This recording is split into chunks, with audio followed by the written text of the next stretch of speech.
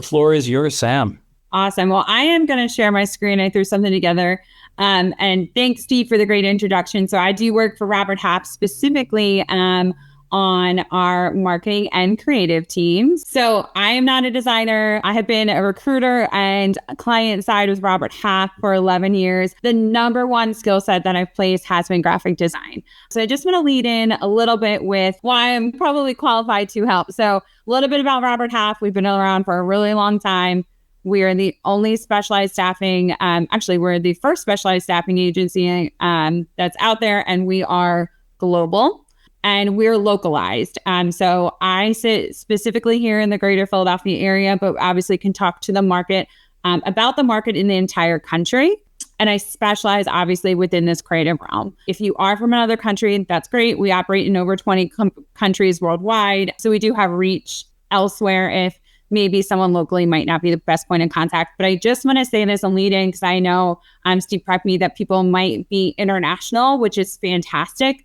The information I'm going to be providing today is for people who are looking, who are US based. So I just want to make sure I lead in with that. Robert Half really helps when it comes to permanent placement as well as consulting. We can give career advice. We can help you with interview prep. We can help you and push you to strong networking groups to go to. Even if you meet with a recruiter at Robert Half and they don't place you, I recommend continuing that relationship because there's people that I placed 3, 4, 5 times in their career and I didn't place them the first time they were available. So it really could change. So just a little bit of why we're qualified, and I'm not just some random person up here trying to tell you how you should find a job within design. Want to kick off with the portfolio. And these are just some key things. These are broad topics, so we can definitely have a broader, just more granular discussion around this as we're kind of going through.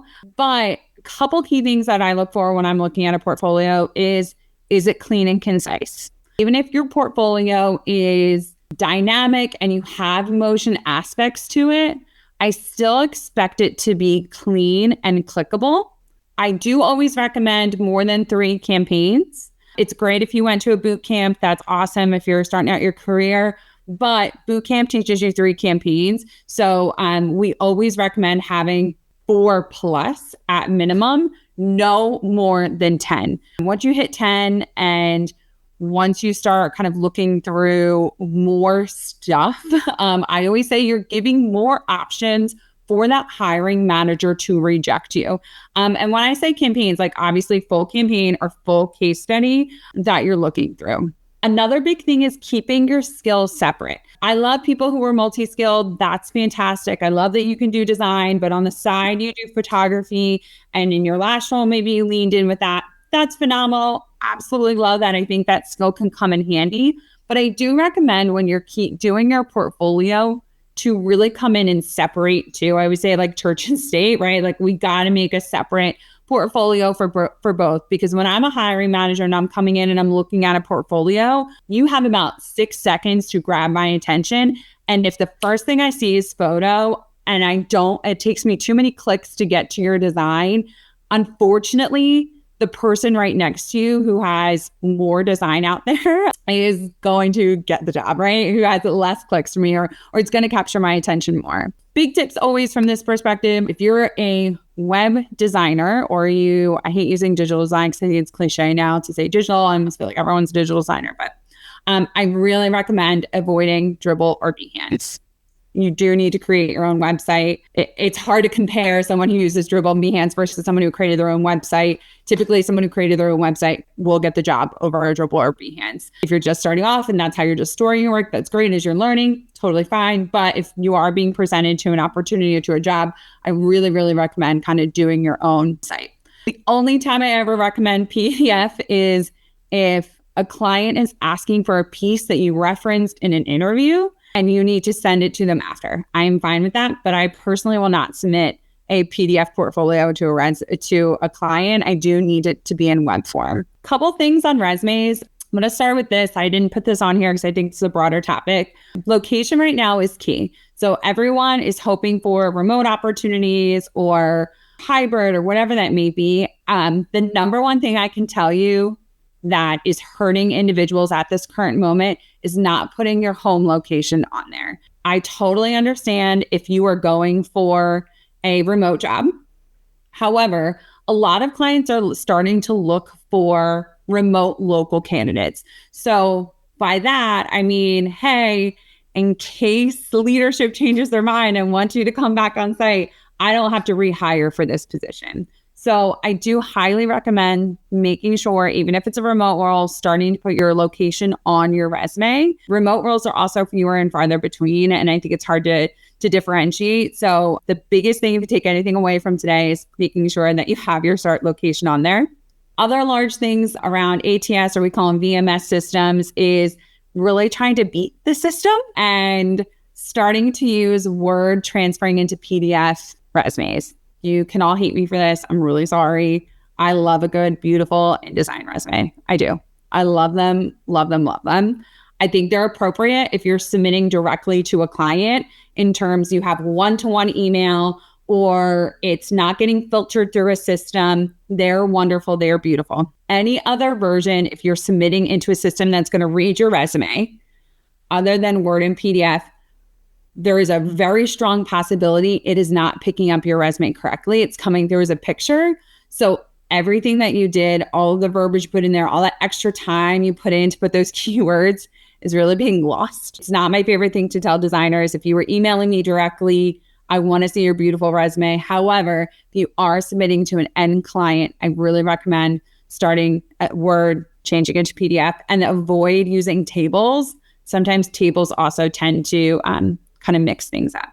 A huge thing that I really want to make sure we take home today is integrating your skills description, which everyone has, right? So we put Adobe Creative Suite, Figma, Photoshop, right? Whatever you put, really integrating that into the description on your resume. One thing that we see lacking is if I have a job that I'm hiring for and I definitely need a designer who's utilized Figma and they have it in their skills on the side, I probably won't call them for it because I do need to know where exactly you've used Figma, right? And like what types of projects you use Figma and what's the level you use Figma on versus having it on the side. Because a lot of the times I could waste my time calling people who have it on the side versus having it integrated into their description. So it makes it easier on me to realize, hey, they've actually done this in a work setting. So I know that they can do this job in this opportunity, which really leads into tailoring your resume for each posting. This is a big deal. This will negate the need for cover letters. I don't think cover letters are really necessary, especially in design. Your portfolio, in my opinion, is your cover letter. And then if you're integrating and tailoring your resume, it kind of glazes over that. To be honest with you, I've been here 11 years. I've never been asked by a client for a candidate to write a cover letter for them. So I'm a no on it. Everyone can have their own opinion. I'm totally fine with that. But from a cover letter perspective, I would say, I think you're okay as long as you're tailoring. Any questions on resumes before we keep going? We do have a couple. I'll read to you. So Anne asks, do columns fall under tables, and how does using columns impact how ATS reads them? Great question. Columns and tables are different. So you're good with columns, but when you start inserting tables, that's when it messes up. It kind of messes with certain systems. So I would say err on the side of caution. Columns, tables, totally separate. You're totally fine with columns. Great. Thank you. Two more questions at the moment. What if skill sets like photography or illustration are incorporated into design projects versus having them as standalone projects? If they're incorporated in the full campaign, that is totally acceptable to incorporate them in the full campaign. One thing we have to think about when we think about your portfolio and campaign is, so when we're looking at the campaign, we want to see from start to finish the whole campaign, right? And we want to see in the campaign what in particular that you worked on. So it's fine if it's integrated in the full campaign. I personally would not just have a standalone thumbnail for photo or a standalone thumbnail for something else that wouldn't be relevant.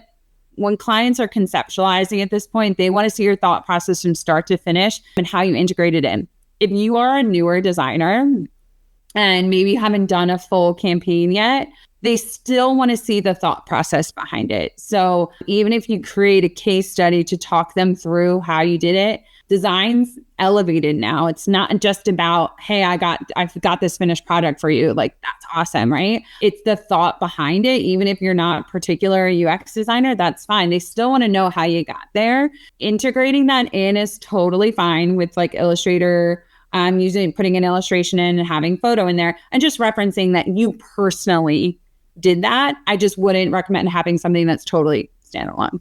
All right, thank you. Two more.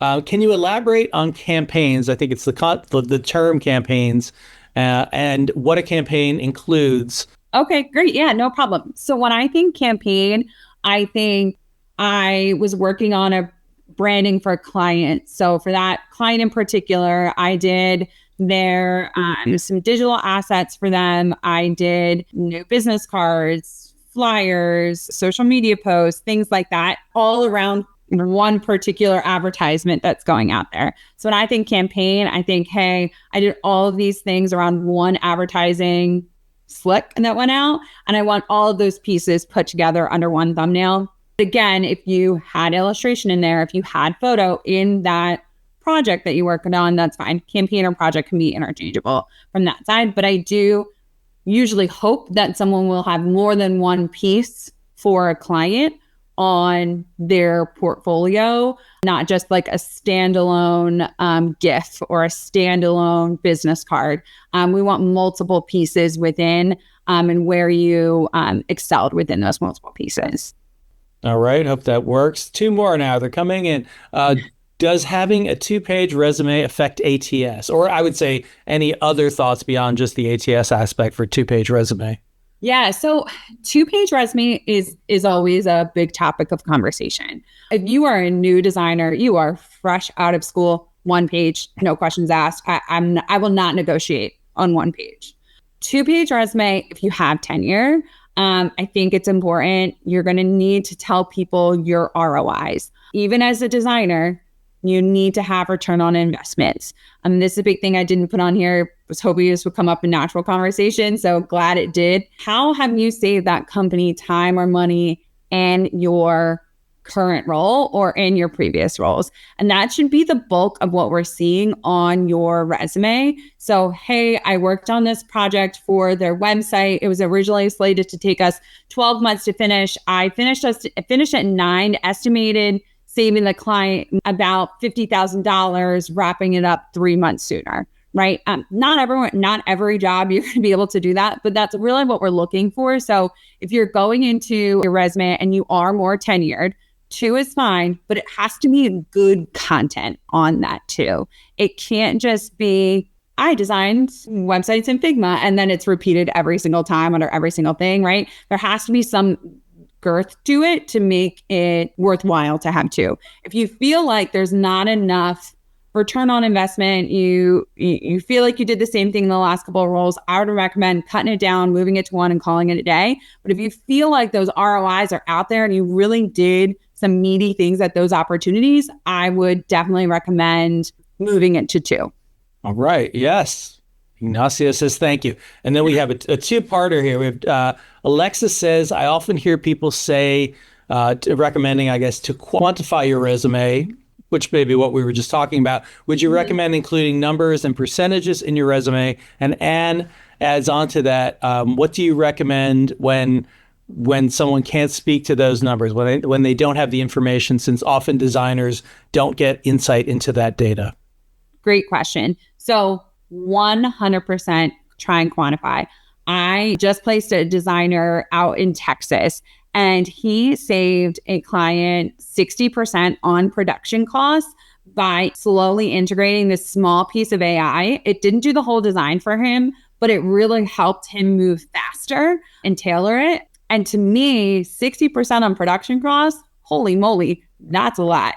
If you can't quantify, I would elevate. If you did something faster than you needed to, I think it's appropriate to talk about that with leadership. Hey, I did this project faster. I'd love to know, like, how much time or money did that save? Not just for your resume, but it helps elevate you within the company because you're thinking about what's next. even if you feel like it's a small freelance project you finished faster than you needed to, you could really quantify that too, right? So you were given 30 days to do it. Here was the cost. You did it in 17. You could make you could quantify that. So I always think people only think it's about saving money on a super large scale. It can be a smaller scale with your freelance work. One thing I love is I have a candidate who is phenomenal, and their number of edits that they need per client is so low because they really listen and can execute very well. So it doesn't just need to be huge money savings, 60% of production costs, right? It can be as little as, hey, you know what?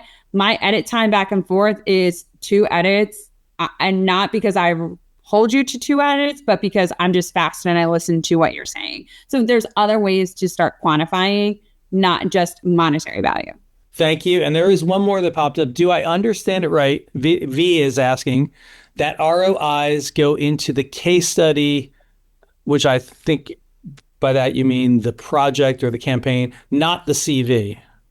They should actually go on both. So that's one thing. And actually, you're kind of leading me into my biggest point here is your resume, your portfolio, and your LinkedIn is your brand. So everything needs to be aligned. So if that information is really pertinent on your portfolio, it should be on your resume, which should be on your LinkedIn. I feel like this is elementary to say, but I have to say it because I don't see this all the time. As soon as a client opens your resume, they hyperlink and they open your portfolio, which please hyperlink your portfolio. I had to correct someone this week and I was like, oh my gosh, I can't believe we talked about that. But so they're going to click your portfolio. The next thing they're going to do is they're going to go right to your LinkedIn if they like your portfolio, and they're going to make sure everything aligns. So if you left a job off your resume, but you kept it on your LinkedIn, that's a question mark to them. So really aligning yourself and aligning the content on all 3. So are you going to put your full case study on your LinkedIn? Absolutely not. Should you have your portfolio linked on there? Of course. Should you have your ROI on the resume and the portfolio because it might be relevant to that client? 100%. So really making sure as many places you can put that as a visual is a really big win for a client because those are the first 3 clicks someone makes about you. And from me on that topic of the hyperlinked portfolio from the resume, how would you quantify how many clients might not move forward if it's not clickable? You have a 2% chance of getting the job if it is not clickable. And I'm not trying to over exaggerate that. The number one thing we want to do is ease for client. We think user experience all the time. And that's why I'm hiring designers to think about user experience, even if you are not a user experience designer, even if you're a print designer. I feel like that is the one thing that people need. I would be hesitant to move forward with someone based upon that. And I know our clients are as well. As much as we can serve it to them on a silver platter, they think that stuff should be well known within the design community. So that's a really, really good question. I just want to follow up with this, making sure you're interning. If you're changing careers and you're unfortunately maybe not landing internships, I would really highly recommend volunteering for nonprofits to build out your portfolio. There are so many nonprofits right now that are struggling and they would love you to do free work for them, right? And you would love to build your portfolio. I think that to me is a really, really big deal. So just kind of starting to build that relationship. And even if you're in a full-time job and maybe you're not in the sector you want to be in, or you want to veer off and do something else, building your portfolio with either freelance or volunteering in that sector really can make a big difference as well. Great. Well, we have a bunch of questions that were pre-submitted if you'd like me to start moving through them. Yeah, that would be great. Okay. And I'm checking the chat. One more just came in from Betty. Where do you recommend people find volunteer roles? I think I would really, the easiest place to look, in my opinion, is actually Facebook. I'm old, so like you guys can laugh at me. But I think about all of the event pages that people post, fundraisers for whomever. Those are the best places. They don't have a budget. They don't have money, and that's okay. They're raising money for a good cause. You going out there and helping them with whatever is a big, big help. Obviously, you can go to Upwork. People need help there. I know you just jumped in Taproot. I've never heard of them, but that could be great as well. But There's other places that you can kind of just peek around and offer a logo, offer a flyer, offer anything. I know they'll be greatly appreciative. And just make sure you ask them, hey, do you mind if I add this to my portfolio in return? And just making sure you're not overstepping from that side. If you can't add it to your portfolio, obviously you can do this out of the goodness of your heart. However, I would make sure like I can add it to my portfolio if I'm doing this work. Or at least resume, right? If they won't let you add it. Okay. Exactly. And catch a fire, and which is the big one, right? Is and Ignacio have mentioned. All right. I'll keep an eye on the chat. I'm looking over here. So one of our members who couldn't make it today, Joseph, said, what are you looking for from designers who've been working for 5 to 10 years and are looking to move into a managerial or directorial role? That is a really great question. One thing we always think about is you should be doing the job before you have the job. So what I look for in someone who's looking to move to the next level, and what we see a lot internally and when people are looking to promote, is what have you taken on outside of your normal job responsibilities? How have you elevated your skill set? What new tools and responsibilities have you brought into the group to help operational efficiency? Because when we move up to the next level, we think about operational efficiency, team building, mentoring, and financials, right? So what in those 4 sectors have you started elevating your skill set within, or have you started asking more questions? So just like when we talked about the ROIs, have I inserted myself and started asking questions around this to start gaining an understanding and a skill set within? Have I assisted with operational efficiencies? And really the list goes on from there. And then taking that information and adding it to your resume, and really indicating to whomever you're applying to, hey, I'm a senior designer here.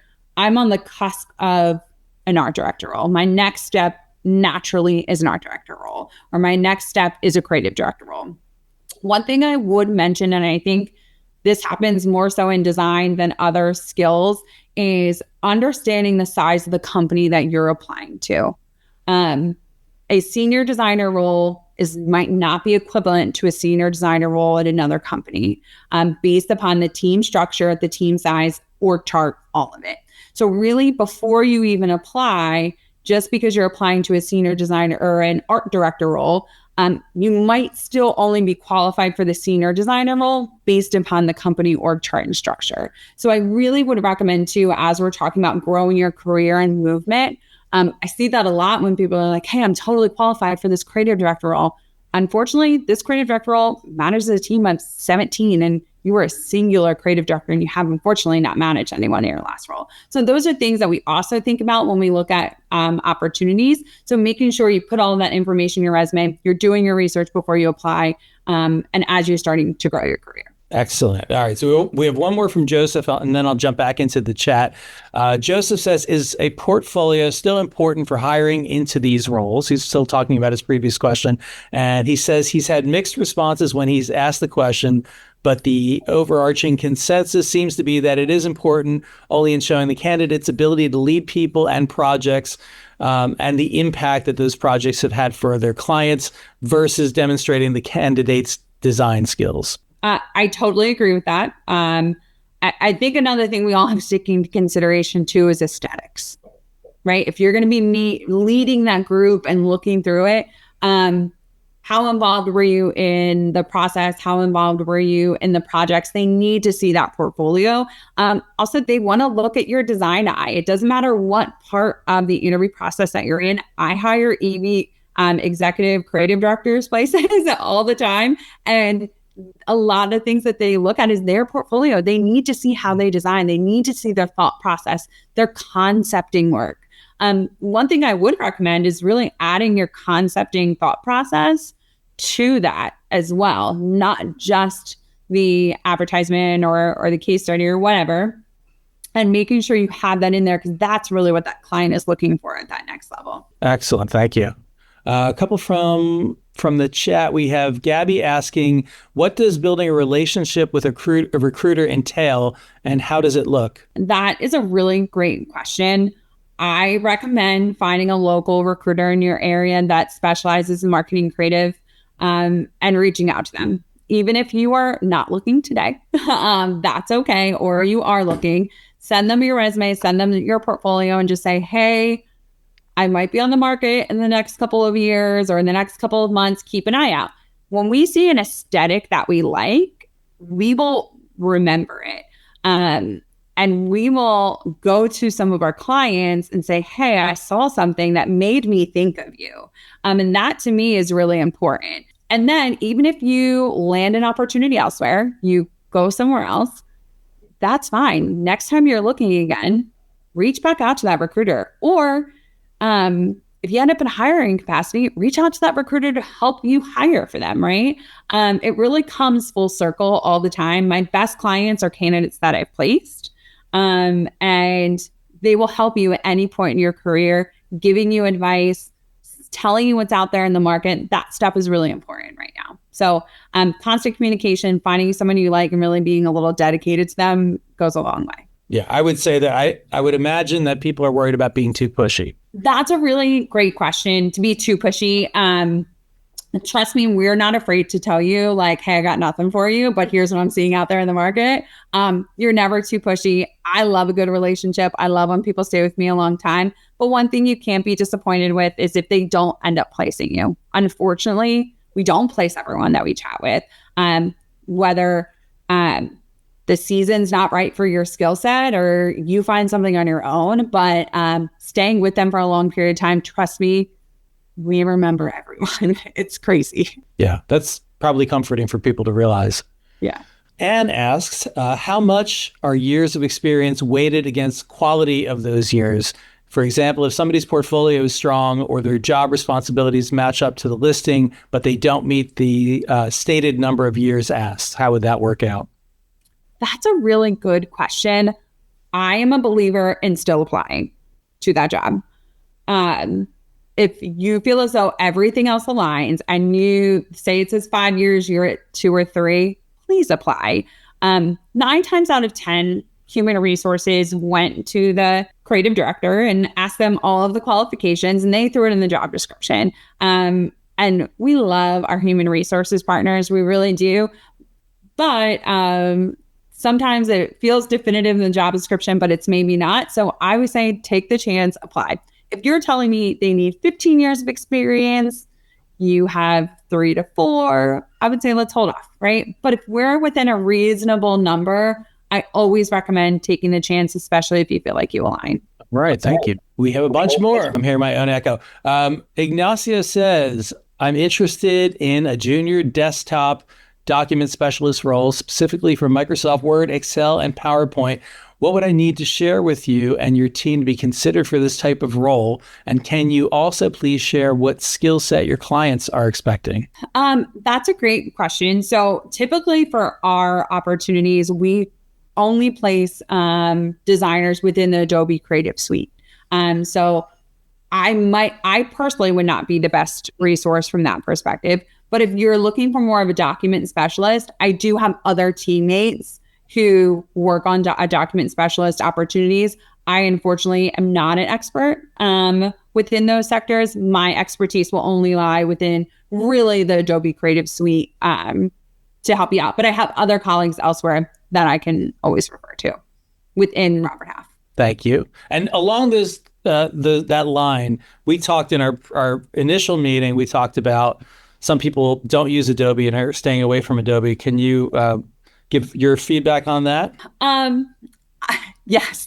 I think the only way to design here is Adobe. And everyone can have opinions. They've seen job postings with something else or anything like that. That's well and good. But from what I'm seeing out there in the market, I have only placed graphic designers with Adobe. If you want to be in marketing and utilize Canva, that's great. That's totally fine. But true designers just cannot be replaced within the Adobe Creative Suite. That's kind of where we're definitely going to see the most success. Again, there are always outliers. I hear that. I'm fine with that. I see that. But I would say 95% is going to have the Adobe Creative Suite. And I would imagine Figma, in addition to that, is going to be part of it. Yep, 100%. almost purchased by Adobe, but it fell apart. And there's something else that you said. I see the additional chats coming, but I didn't want to miss this. You told me there's I guess a fairly recent issue that's coming up via Zoom itself in their AI companion that's causing a lot of issues. Could you talk about that?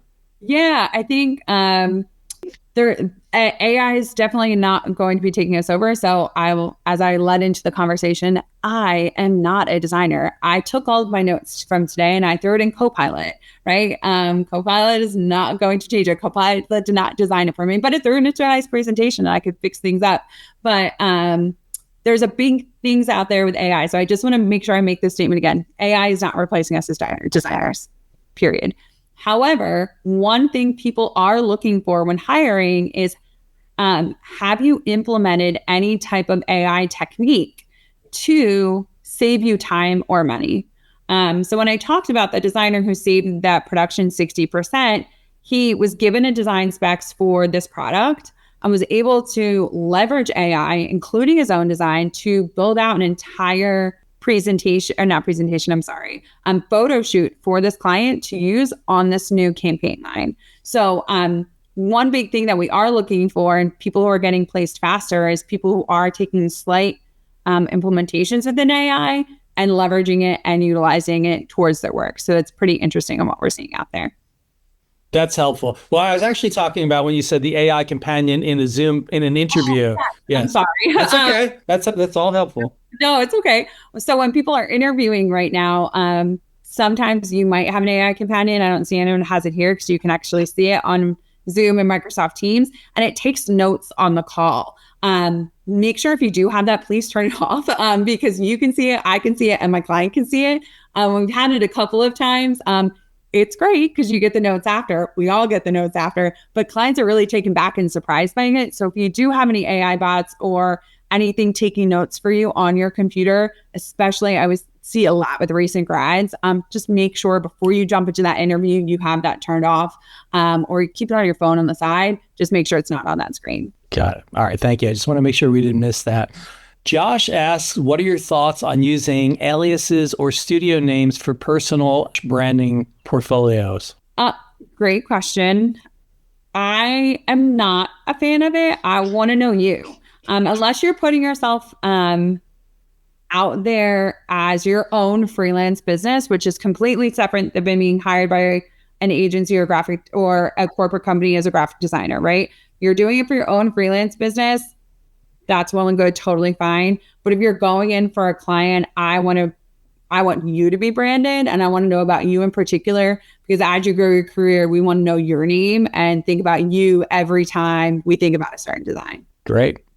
More questions coming in. Anne says, I think sometimes quality of work and types of projects in the portfolio feels limited by the work we're actually able to do in any given role. Are concept or passion projects weighted less heavily or not valued? And what can candidates do when they're not well positioned to do the best design work in their actual role? So definitely a loaded question here. So for the first part about passion projects and that piece, it really depends on how many years of experience you have, how heavily they're weighted. If you are newer in your career, first 3 to 5 years, passion projects, you might still have some college projects on there, acceptable. They are going to be weighted equally. As you progress in your career, 7 to 10 years, unfortunately, they're really going to care about the work that you did in the office, in a professional work setting. How were you able to kind of maneuver there? A way to get around it, if you're not thrilled about what you're working on right now, would be to pick up freelance. So I think passion projects and like concept projects are completely separate, in my opinion, than freelance. Freelance is actual work. I would really start trying to pick up freelance within the industry or within the design that you want to be doing. That won't be weighted similarly because they're really solidified projects at that point. Hopefully that helped, Dan. I'm sure it did. Betty asks, what is your recommendation for designers to stand out from the competition in application pools? Right now, the job market is horrible and extremely competitive. And in New York City, I can't tell you the number of times I see 500 plus applicants in a job that's posted. Betty, if you can come off mute, I'd love to know, did you see that? Are you seeing it on LinkedIn? 500 applicants? Yes, I am seeing it on LinkedIn and other job boards as well.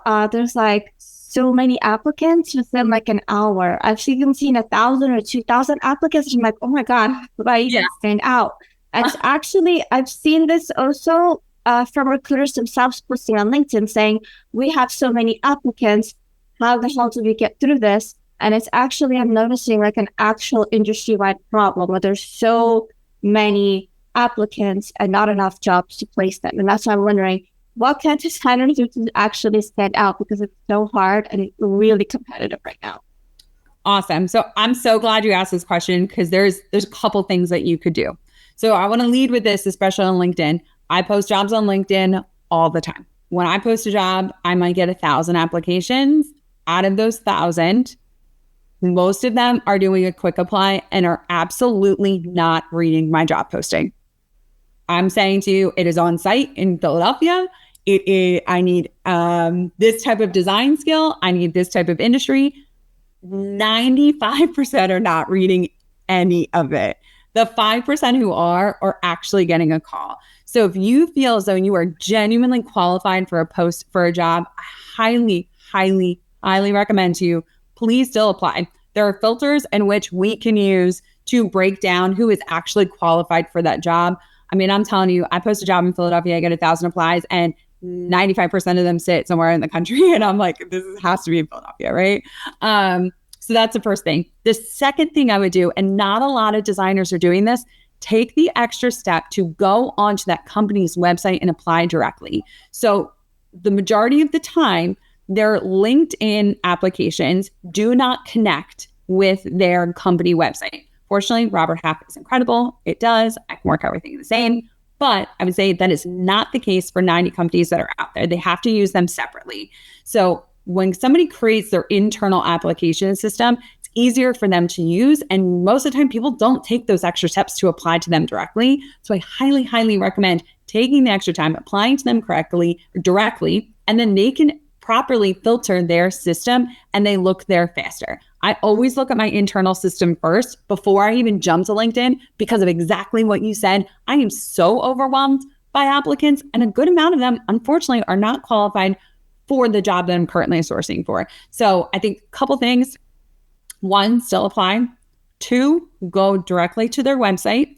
And three, sometimes even companies, when on LinkedIn, they'll show you who the hiring manager is. You can always send them a message directly as well, letting them know your interest level. So I think those three things and taking those extra steps, getting away from direct applies makes a really big difference. That's great because that's such a pressing issue. And I do hear negative things about easy apply. And Gabby actually adds to that and says that she believes, and I've heard this recently too, that when it says the number of applicants, quote unquote applicants, that it could just be people who clicked it once and didn't follow through the process.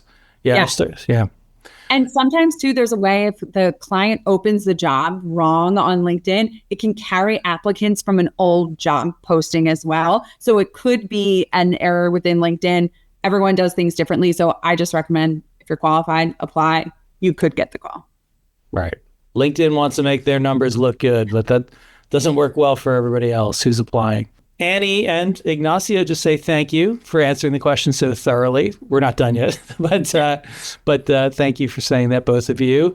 Alexis says, I have been debating about creating a mock marketing campaign around a character I created to build portfolio work like business cards, flyers, brochures, etc. Would something like that be advisable in a portfolio, or should I instead focus on the volunteer work that you mentioned? And thank you for your wonderful answers, by the way. Well, Alexis, I think there's twofold. I think my first instinct is tell you to go do volunteer work.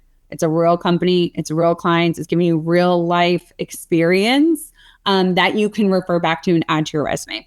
I love that you want to create your own campaign. And I think that is cool too, but can't add that to your resume. The volunteer work, you get the resume and you get the portfolio. And that is the game changer there. So when you add freelance to your resume, now you can add that client there. Your end client doesn't know whether or not you were paid when you're interviewing for a job. So highly, highly recommend volunteer first, then a secondary personal campaign. All right. Thank you.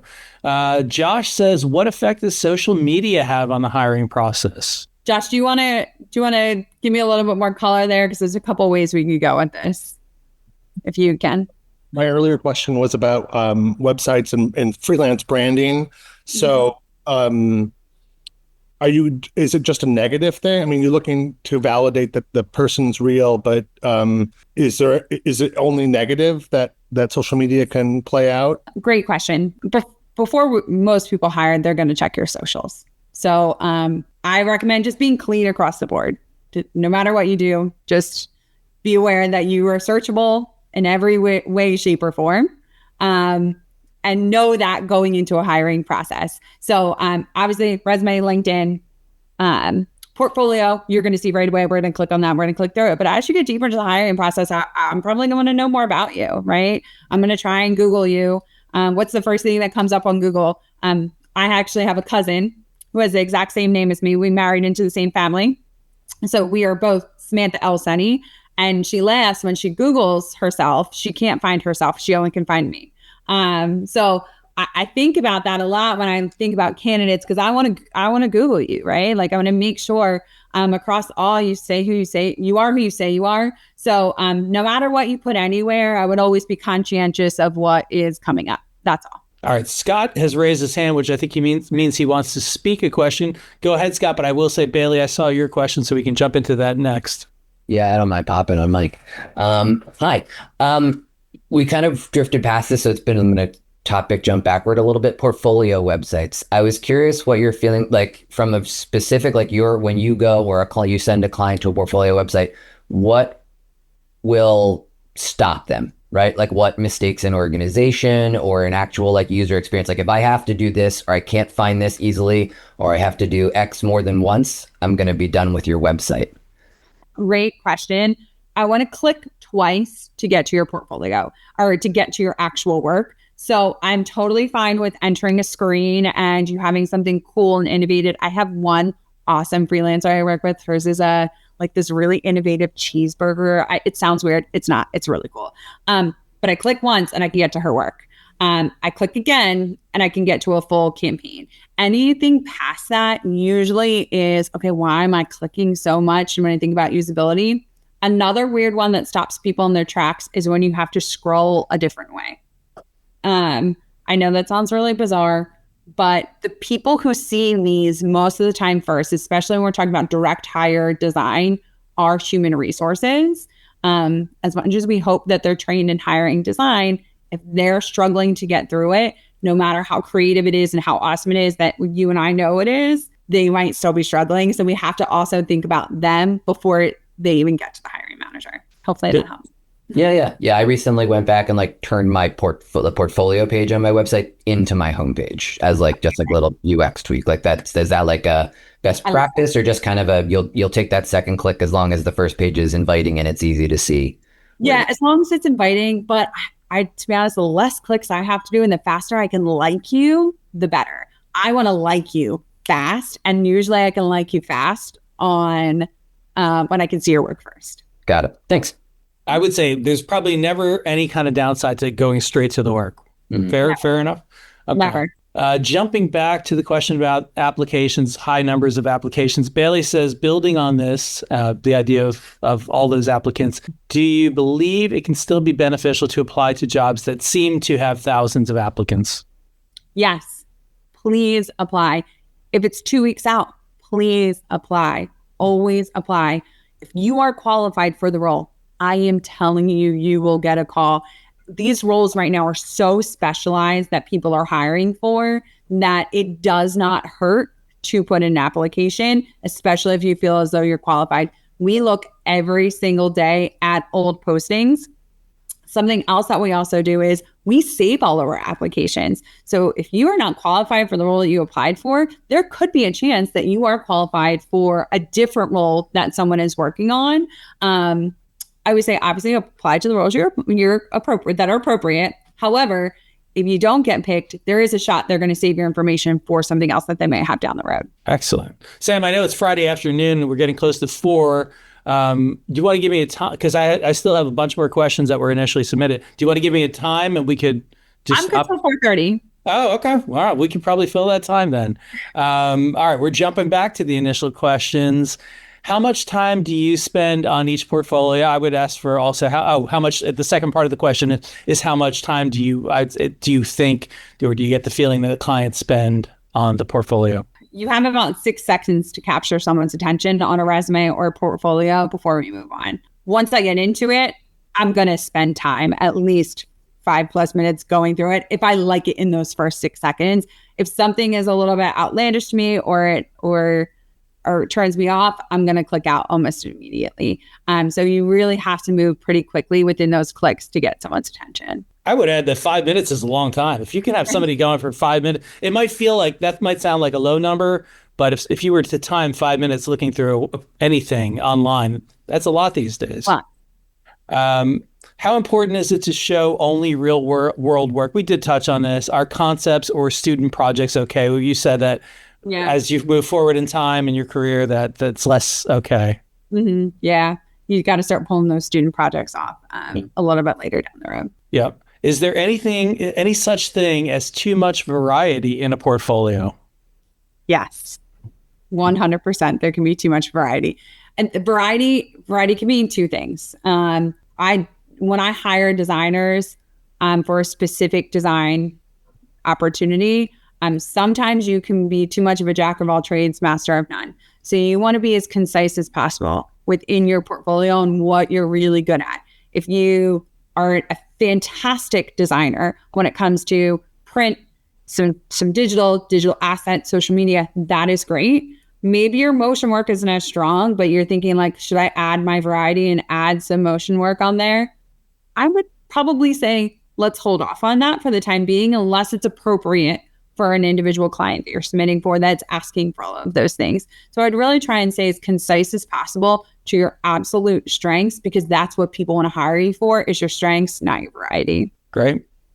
We have another one. I see all kinds of opinions on this. Do hiring managers really care about case studies and process work? Yeah, you see all kinds of different things. You also see different opinions on what is a case study. Some people's portfolio really, I would say, is a case study. It has process work. It has the STAR format, and others might have a more stripped down portfolio has less information, and they might have a separate section on their website where they have 1 or 2 case studies.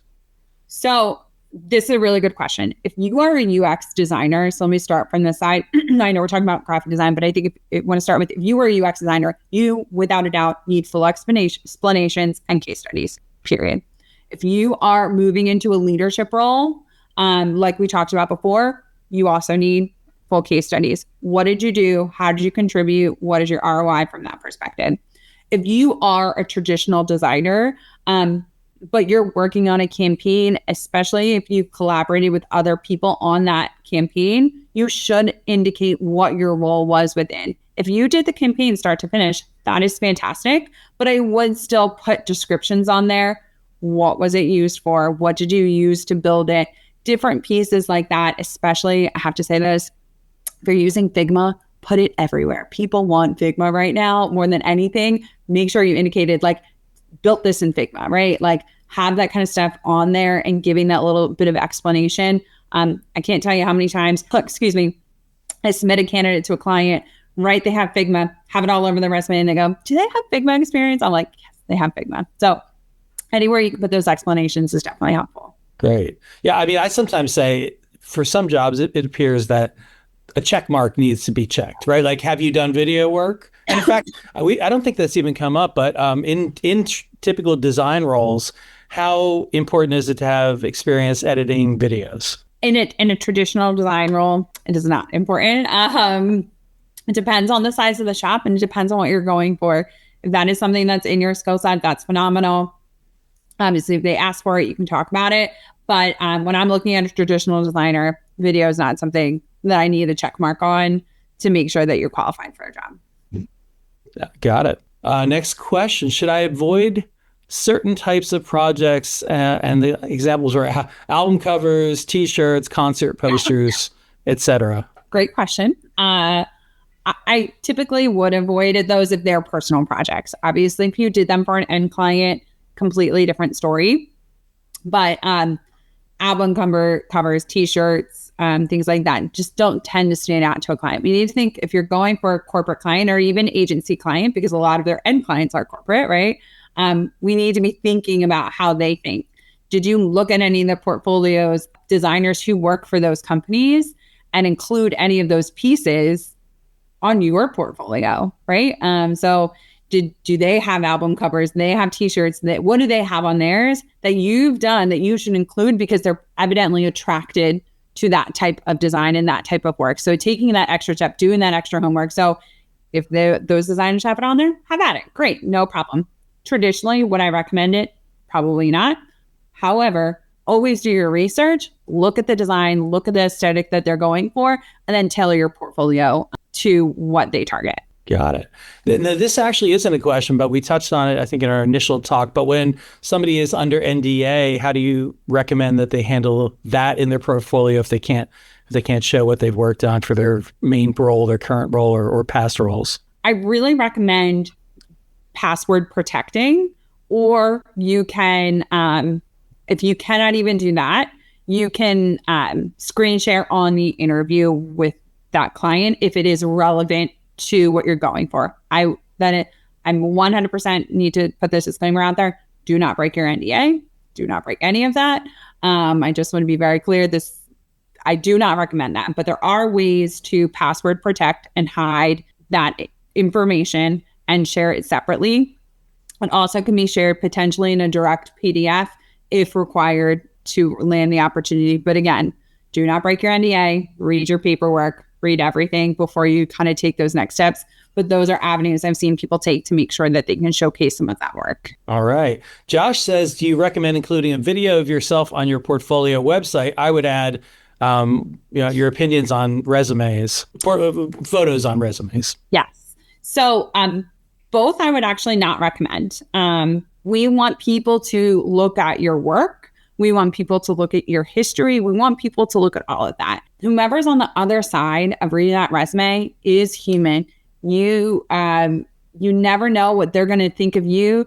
They have brown hair, you have blonde hair, and maybe they don't like blonde hair that day, right? We never want them to think anything other about you than your work.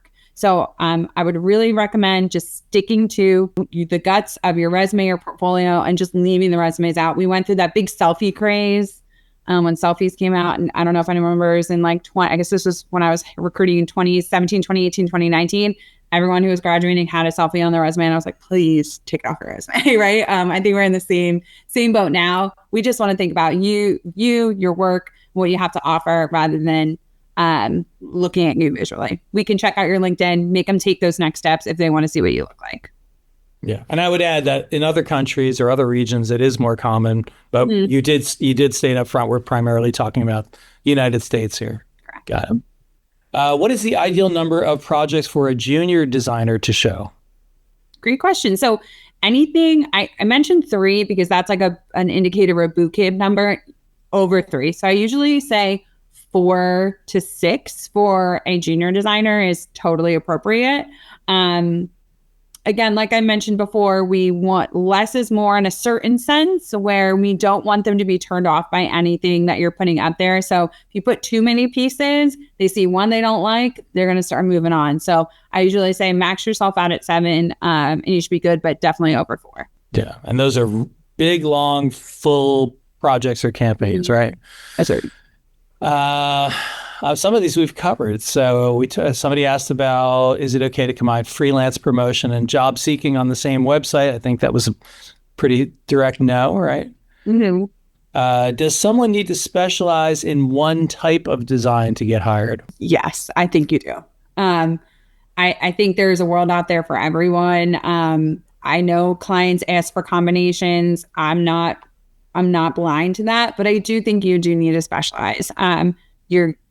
You got to be really good at what you do. And sometimes when you try to do everything, you might not be really good at everything. So I always say, dive in, find what you're good at, be really, really good at it, find your niche within a team and start growing it that way. Okay. Somebody says, is a flashy animated website or a themed website better than a clean and simple one? This is total personal preference. Personal preference for me, clean, clean, clean. I love a good flashy one every once in a while, but you have to be the person who owns that, right? And you have to know that your flashy website might not be appropriate for every client that's out there. So a clean one pretty much can go to any client, right? I'm not going to be concerned about sending. If you have a flashy website, there could be certain corporate clients that might not be attracted to that. So know your audience, know who you're going for, and be comfortable with that decision that you're going to make. All right. Somebody says, now we're getting more into actual like interviewing, applying. If you don't have agency experience, are you at a big disadvantage? Maybe they mean for going for agency roles, I would imagine. Got it.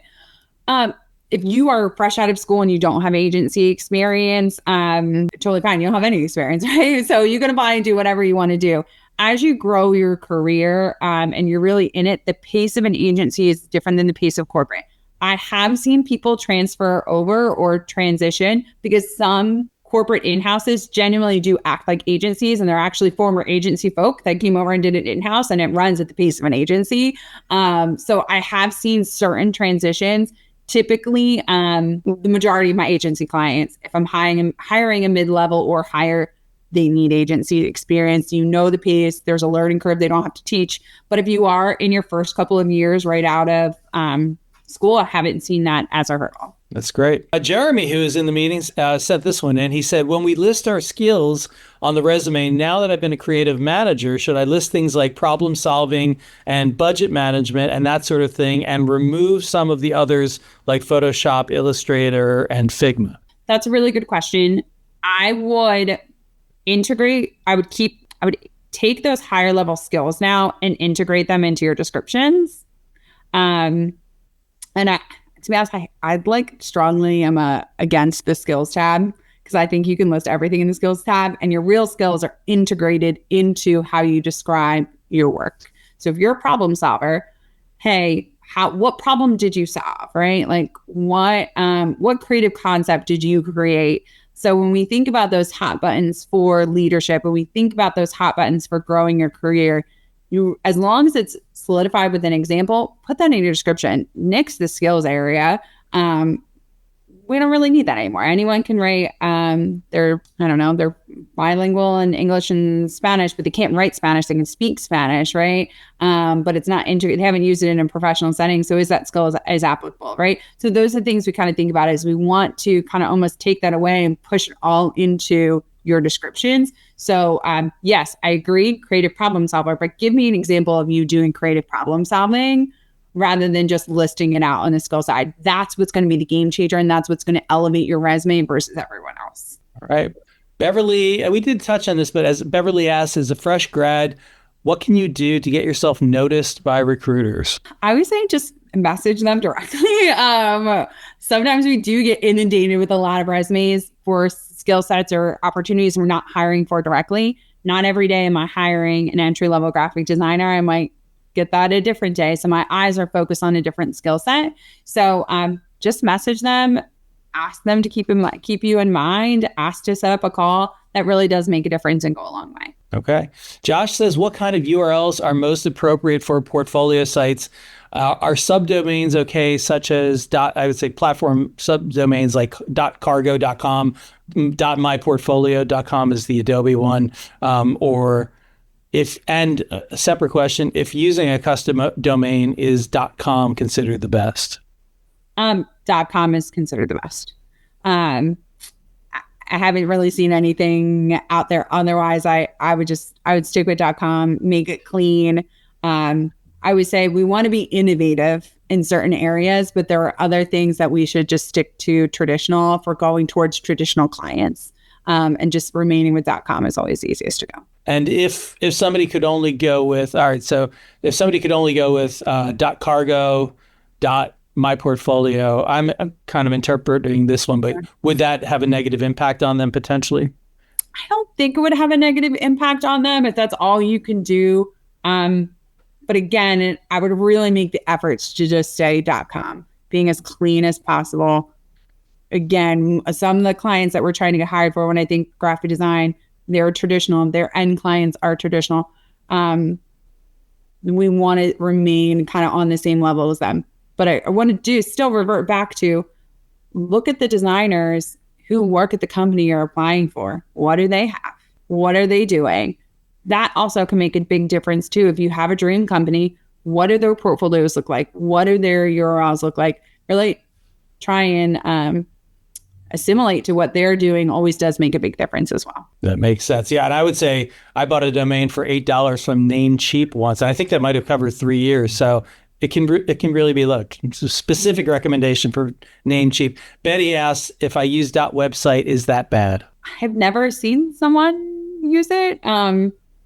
So I don't, it's a very specific question. I've never seen someone use it. So I can't give you an overall opinion, like they haven't gotten hired. But I've never seen it out there. So I probably would, again, stick to more traditional. Okay. How far back currently do hiring managers want to see on your resume? And they point out that going back too far might be an age indicator. Absolutely love this question. 10 years is the max that should go on your resume.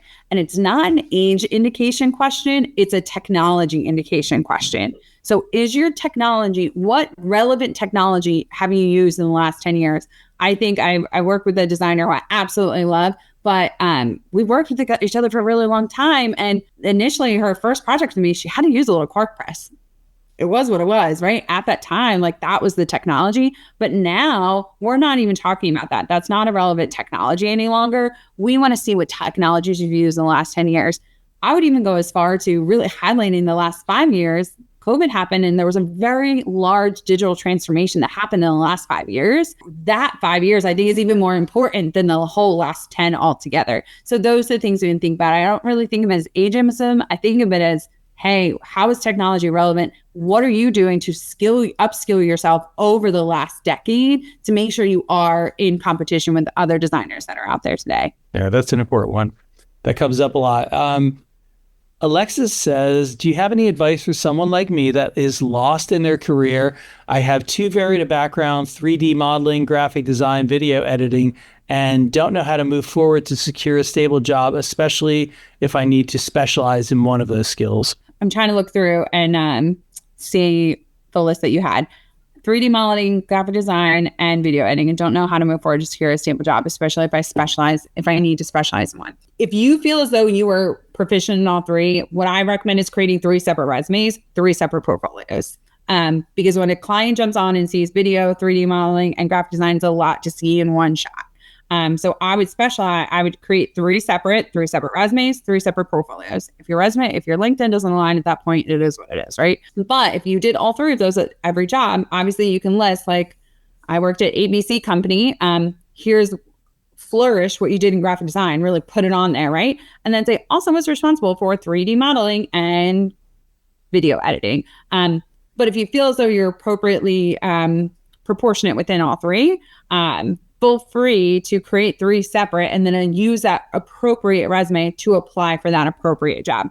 But I would also recommend you need 3 separate portfolios for each, or just specifically a Vimeo reel for your video work, to kind of get it through. I know it's hard to specialize when you've been thrown into a job that you've had to do so many different things, but I think there's other ways to define yourself, and it really compartmentalizing that will make a big difference. Great advice.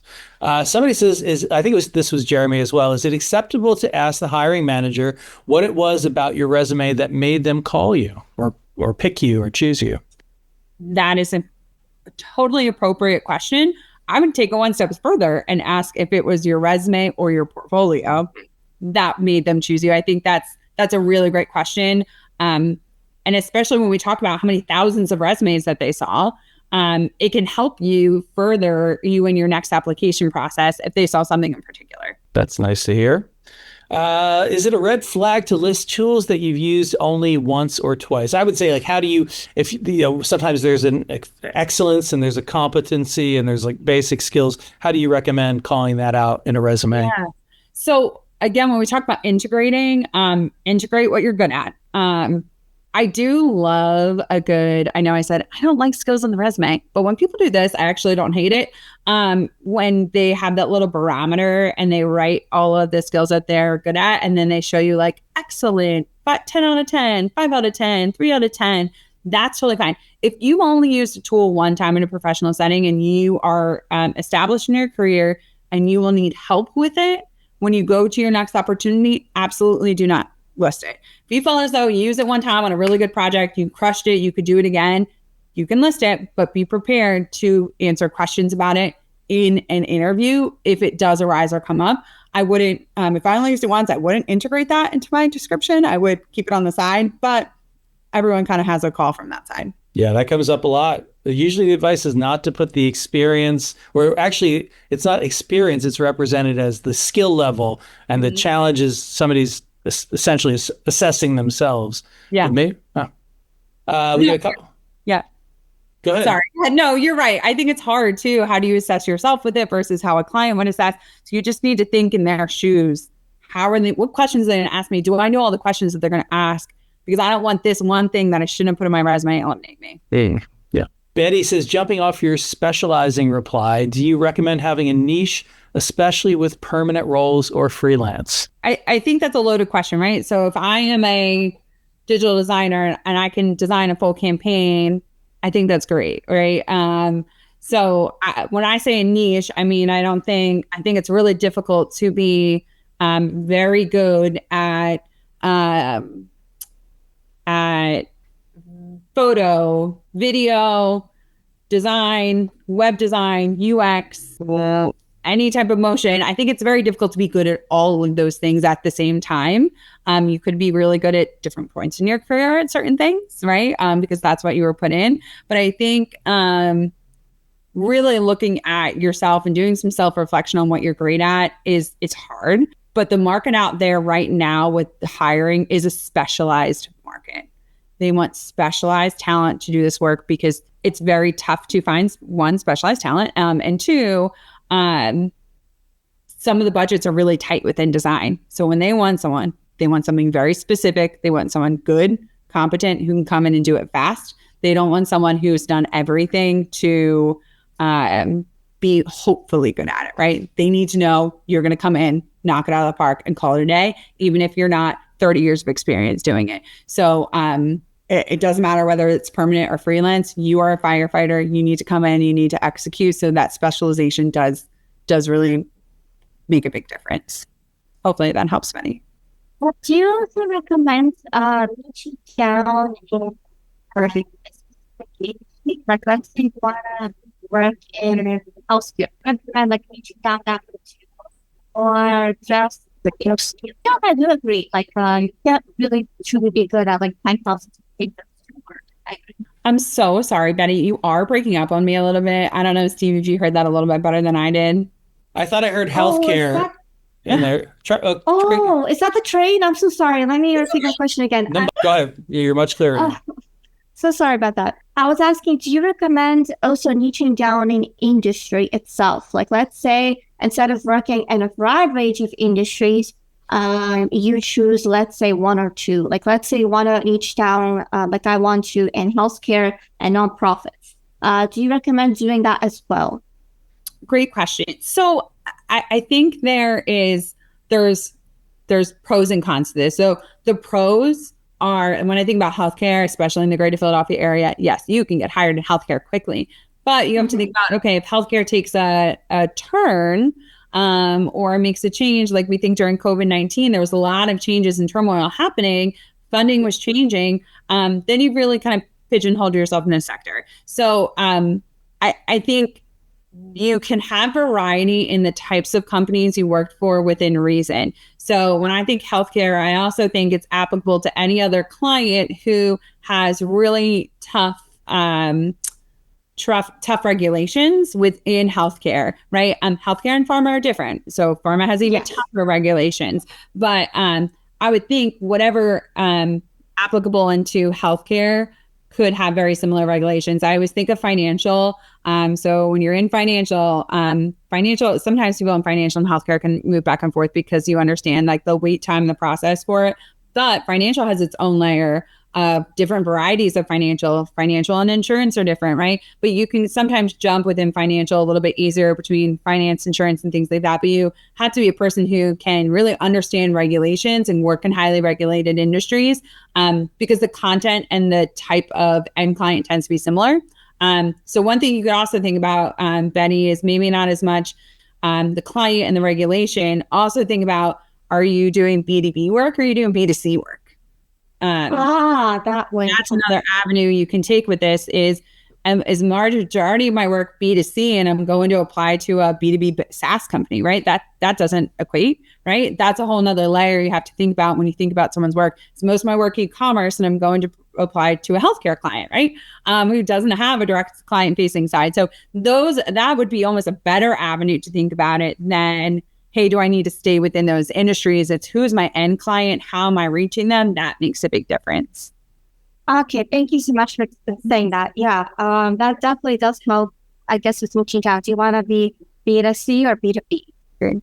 All right. Thanks, Betty. We actually might make it through this. So we covered cover letters. Sam's feeling is if you customize your resume enough for each job, then it essentially is acting as a cover letter. Another question was, how important is it to tailor a resume to each job posting? You'd say very important, right? Or critical, maybe? I don't want Definitely to. critical. Okay. Yeah. Definitely critical. You got to tailor. You got to beat everyone else out. The Yeah. more care you take in, the better chances you have on landing. Yeah. We talked about 2-page resumes versus one. We talked about skills bars or progress bars on resumes. What are red flags that you commonly see on design resumes? A lot of the big red flags we touched on. Pictures, red flag, take it off. I will politely tell you to take it off. So politely take it off. Not linking your portfolio. If you're adding your LinkedIn, not linking your LinkedIn. And then the last big one is not putting a description because you feel like the design speaks for itself. I love design. That's obviously why I've been in this industry so long. And I love looking at it and being intrigued by portfolios and things like that. But I need to know about what you did at the company. So limited information because we're so focused on design on the resume definitely is a red flag to me, because then I don't know what you did or where you did it. And I'm not going to follow up because I'm going to find somebody else who's right next to you who described that for me. So I think those are the big things I would really think about as you're prospecting and looking through your resume. All right. We did talk about what junior designers can do to stand out. We talked about volunteer work, how important is volunteer or freelance work for someone trying to get their first full-time role.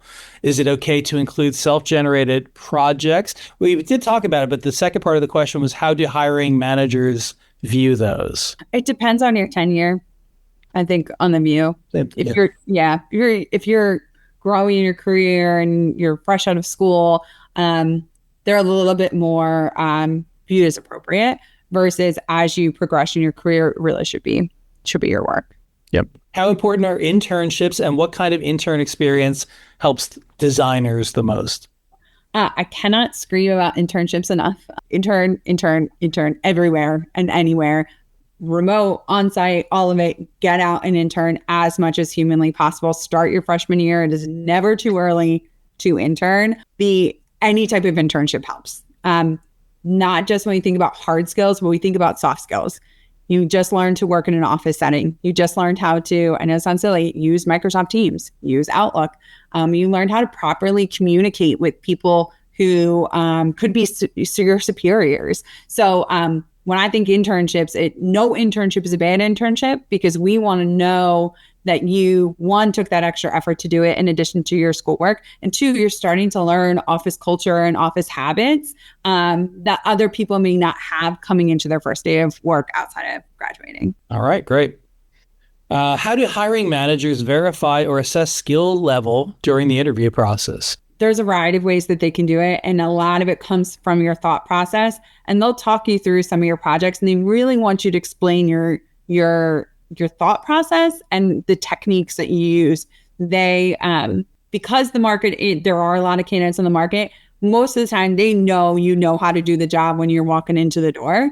But they are going to ask you some trickier questions to evaluate that. So you should be prepared to not only talk through your process, but they might even throw in a curveball like, okay, that's great, you were working on this, but this URL broke, or somebody came in and changed your project and did X, Y, and Z, what would you do? So be prepared for those scenario-based questions, especially when it comes to the work that you're doing. Okay, just a couple more actually. What is a good example of how to answer what is your greatest weakness? Everyone always says turn it, which I agree with. There is actually a total drop. Follow Robert Half on social media, specifically Instagram. Huge shout out to our social media girl. She came in a couple of years ago and she's phenomenal with her reels. And she actually addresses this in particular and gives you a variety of different scenarios between greatest weakness. Why did you leave your last current opportunity? So please, I just want to throw this out there. If you're having problems with some interview questions, please go follow because they are phenomenal and they give really, really great answers. But when I tell someone my greatest weakness is you got to sandwich it. Hey, this is what I'm really good at. Here's my area of opportunity. And here is what I'm doing to improve upon it in my next role. So I would say the sandwich, everyone hates to hear the sandwich. It sounds cliche, but it works. And then less is more. People don't want long descriptions and then you cause questions, like cause doubt and questions in their mind. So we want to say less is more. Here's what I'm good at. Here's my area of opportunity. Here's what I'm doing to improve on it. And I don't say weakness. I always say area of opportunity. All right. One more from the preset questions. If you're asked what your previous salary is, how do you avoid saying it? Should you give what the median price is for the market? It's actually illegal in the United States, in certain states, to ask that question. So I do want to lead in with, please check your state and check the state in which you're applying to if it is illegal to ask that question. So I'd want to lead in with that. It's actually illegal in Pennsylvania. So I have not had to ask that question. And it's going to be legal in New Jersey in the next couple of years. So I have not had people need to answer that question in a long time. If that you are in a situation where this does happen, I actually would recommend turning the conversation and say, your role would be an appropriate step in my career, work-wise and compensation-wise. That's how I would leave it. You don't need to tell them a number. You don't need to say, oh, this is a huge jump, right? Like, what about something? Right? Like, we want to get as much money as possible. But your job in particular and the salary that you posted would be appropriate for a next step in my career and appropriate for the role that you're offering. All right. Alexa says, I graduated 5 years ago. Can I still get internships? There might be a hurdle being 5 years out. That would be the moment to start volunteering and start partnering from that perspective, because you're going to be competing against recent grads or juniors and seniors right now. But that would be a moment. Go out, volunteer, start freelancing from that perspective and building that sector of your portfolio you want to grow. All right. Well, that's all the questions that have been submitted, but I have one. Can people contact you if they're looking for a job? Yeah. Feel free to contact me. I mentioned this beginning, but I'll mention this now. I am client side now. So I go out with all of my clients and meet with them face to face, understand what opportunities that they have so I can hire designers. My lineage at Robert Half has been on the recruiting side. So I will send your information over to a recruiter based upon your current location. So it may not be me in particular who you're getting as your recruiter, but I have a fantastic team with a lot of tenure across the country. I would be thrilled to send your information to. Thank you. I'm sorry, I missed Josh's. I know this might be too big to answer in the next couple of minutes, but how has AI disrupted the traditional graphic design career ladder, junior, senior, art director, creative director, partner? I don't think it's I think it's only enhanced. And like I mentioned before, if you start integrating it into your current design, you are 100% going to win an opportunity. People who are slowly starting to integrate it are going to win. AI is not perfect. It is not. I just showed you, I did Copilot. I had to redo all the designs and I had to reformat it for myself. Just because I needed a little help just getting it into a presentation, but it's not perfect. It's not going to take us over. If anyone's paid, like I always joke, one of my colleagues paid that $50 to get their AI LinkedIn photo done. And like, they came out with like 6 fingers. We're like, guys, like, no, like you will not be replaced, will not be disrupted. The only thing I would recommend is make sure you're looking at companies who hire up the ladder. So junior designer, although I don't like using the word junior, fresh designer up to creative director, because that shows me that there's area for growth and opportunity within. They're never going to replace that fresh designer. They're always going to need some of that seat, and they're always going to need to grow someone throughout their career. So that would be something I would look for as I'm looking at the org chart. All right. Well, Sam, we're done. Thank you so much for being so generous with your time and so open with your answers. I'm sure everybody here is very appreciative. Sam has given us permission to record the video, to post the recording on our YouTube channel. We'll post it on LinkedIn as well. So others who are not here will benefit from it as well. So you're getting a lot of thank yous in the chat, lots and lots of thank yous. So thank you so much. Yeah, my pleasure, guys. Have a great weekend. And obviously, don't hesitate to reach out and connect with me on LinkedIn.